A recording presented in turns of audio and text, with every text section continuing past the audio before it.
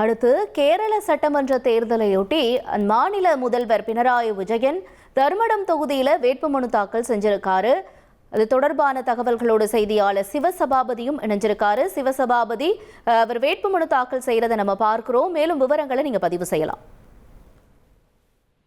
கேரள சட்டமன்ற தேர்தலுக்காக கேரள முதல்வர் பினராயி விஜயன் பாத்தீங்கன்னா தனது கண்ணூர் மாவட்டத்தில் இருக்கிற தர்மடம் என்ற தொகுதியில தற்பொழுது வேட்புமனு தாக்கல் செஞ்சிருக்காங்க.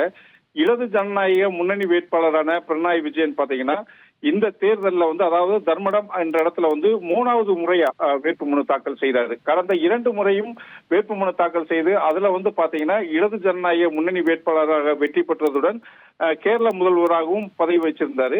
தற்பொழுது பாத்தீங்கன்னா இவர் தலச்சேரியில் உள்ள மாவட்ட பதிவாளர் அலுவலகத்துல தன்னுடைய வேட்புமனுவை தாக்கல் செஞ்சிருக்காரு. தொடர்ந்து பாத்தீங்கன்னா இந்த வட்டமும் பாத்தீங்கன்னா இந்த தடவையும் அதிக வாக்கு எண்ணிக்கையில தான் வெற்றி பெறுவேன் அப்படிங்கறத உறுதிப்பட சொல்லியிருக்காரு பினராயி விஜயன். தகவல்களுக்கு நன்றி சிவசபாபதி.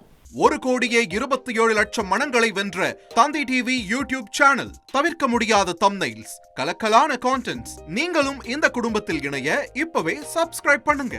அசுரபலம் கொண்ட எங்கள் டிஜிட்டல் கரங்களில் உங்கள் விளம்பரங்களை சேர்க்க வாட்ஸ்அப் பண்ணுங்க. 893988883778. Email advtthanditv@dttv.in.